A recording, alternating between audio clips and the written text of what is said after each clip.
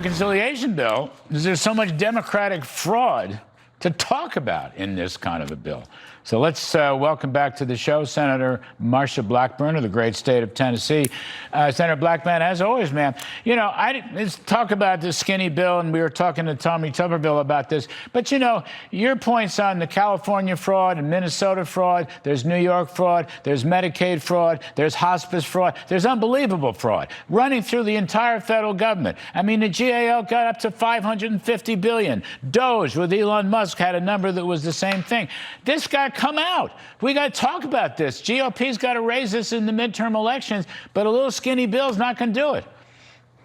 Well, our second reconciliation bill is going to be a public safety reconciliation bill. And Larry, every time we do one of these, we can pass it at 51 votes. Yeah. And if we are able to redline some of these programs that have been big Democrat giveaways that have turned into a lot of fraud, like you've seen in California and Minnesota and Illinois and New York, and the list goes on and on, then we need to be doing that. That's called being a good steward of the taxpayer money. And anytime you can root out waste and fraud and abuse, absolutely, we should be doing that. And here's the other thing.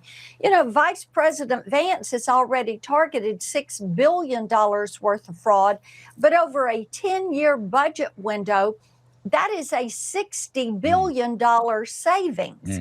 And we need to think about that also.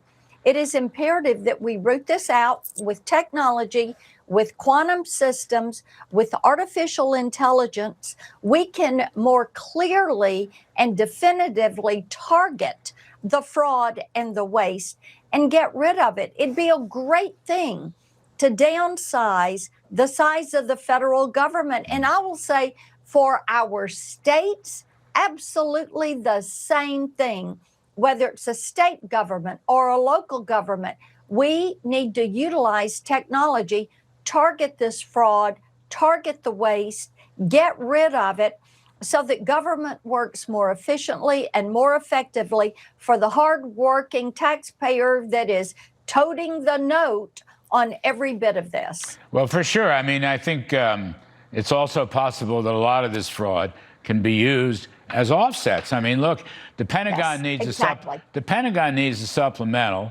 I think that's a wise thing to do in wartime. Bet you agree. Yes, of course, DHS and ICE and the customs, they need help on that. And all the craziness at the airports, I get that.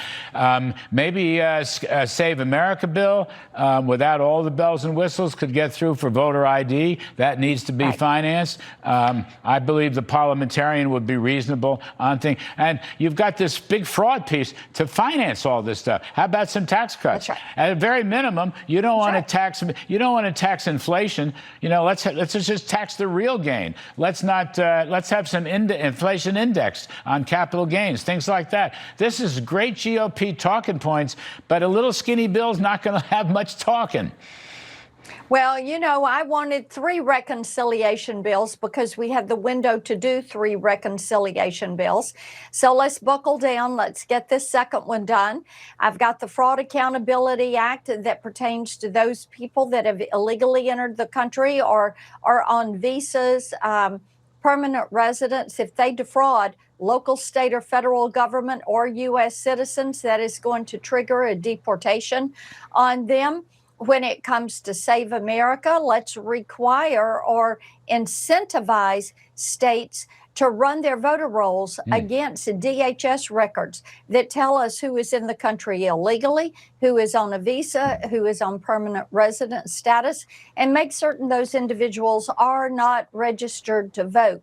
We can get that down payment on the Save America Act. Yeah. And Larry, making certain we use these savings as offsets so that we can save the taxpayer more money, so we can pre-fund DHS activity, and so we can make certain that we end this conversation that the left wants to abolish ICE and defund the federal law enforcement.